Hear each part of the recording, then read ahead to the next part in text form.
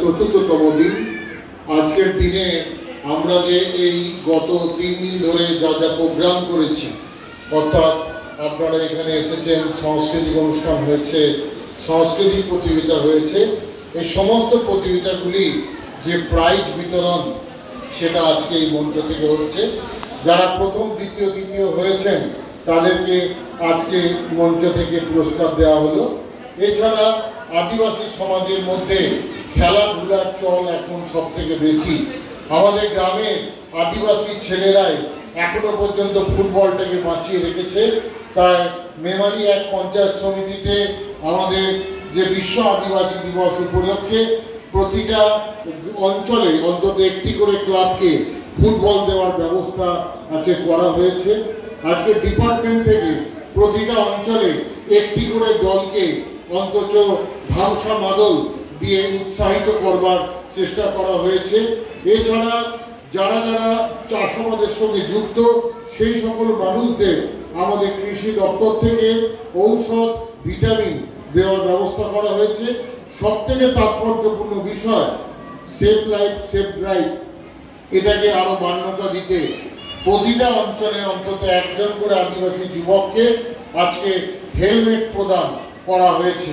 আমরা বারবার বলবো মঞ্চ থেকে যে প্রত্যেকে যারা মোটরসাইকেল চালাবেন তারা অবশ্যই যেন মাথায় হেলমেট পরবেন। মনে রাখবেন, বাড়ি থেকে যখন আপনি বেরোচ্ছেন তখন আপনি বাড়িতে আপনার বৃদ্ধ বাবা মাকে রেখে যাচ্ছেন। আপনি যখন মোটরসাইকেল নিয়ে যাচ্ছেন, কেউ মেমারি আসছেন, কেউ রসুলপুর যাচ্ছেন, আপনার বাড়িতে আপনার স্ত্রী, আপনার বাচ্চা আপনার মুখ চেয়ে কিন্তু অপেক্ষা করে থাকবে। তাই হেলমেটটা কিন্তু পরবেন।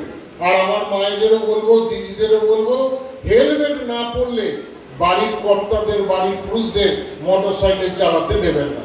বলবেন আগে মাথায় একটা হেলমেট পরো, দিয়ে মোটরসাইকেল চালাও। মাথায় যদি হেলমেটটা পরা থাকে অন্তত রাস্তাতে দুর্ঘটনা হলে তার জীবনটা বেঁচে যাবে। তাই হেলমেট পরুন, মোটরসাইকেল চালান। এটা ধন্যবাদ আমি এই কমিটিকে দিই যে তারা এই উৎসাহ নিয়েছে। আর গতকালই বলেছিলাম প্রতিটি পাড়ায় পাড়ায় ধামসা মাদল সন্ধ্যের পর যেন প্রত্যেকে বেজে ওঠে। প্রত্যেকটা গ্রামে আমরা চেষ্টা করেছি ধামসা মাদল দেওয়ার। আমরা 2023 সালে মেমারি এক পঞ্চায়েত সমিতি এবং 10টি গ্রাম পঞ্চায়েত গঠন হওয়ার পর আমি মনে করি যে অন্তত 50 থেকে 60টি দলকে আমরা ধামসা মাদল দিয়েছি।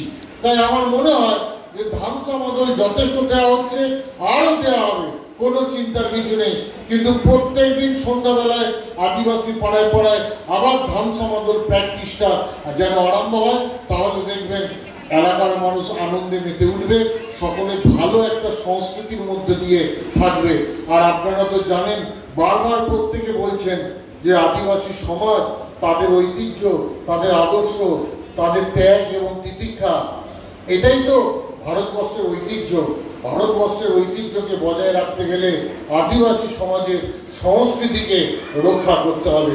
তাই আসুন, আর আজকে যে আমাদের মাঝি বাবুরা, আমাদের মাঝি বাবারা যারা আজকে সম্মানিত হয়েছেন তাদেরকে আমি আবার ধন্যবাদ জানাই। আমাদের জেলা পরিষদের 2 সদস্য বিমল চন্দ্র সরেন এবং অর্পিতা মুর্মু আছেন, আমাদের পঞ্চায়েত সমিতির কর্মাধ্যক্ষরা আছেন, আমাদের জয়েন্ট ম্যাডাম আজকে আছেন, আজকে বিডিও ম্যাডাম ফাঁকি দিয়ে দিয়েছে, তো আমাদের ফরেস্ট ডিপার্টমেন্টের রেঞ্জার অফিসারও আছেন। আমি সকলকে ধন্যবাদ জানাই। এরপর গান করে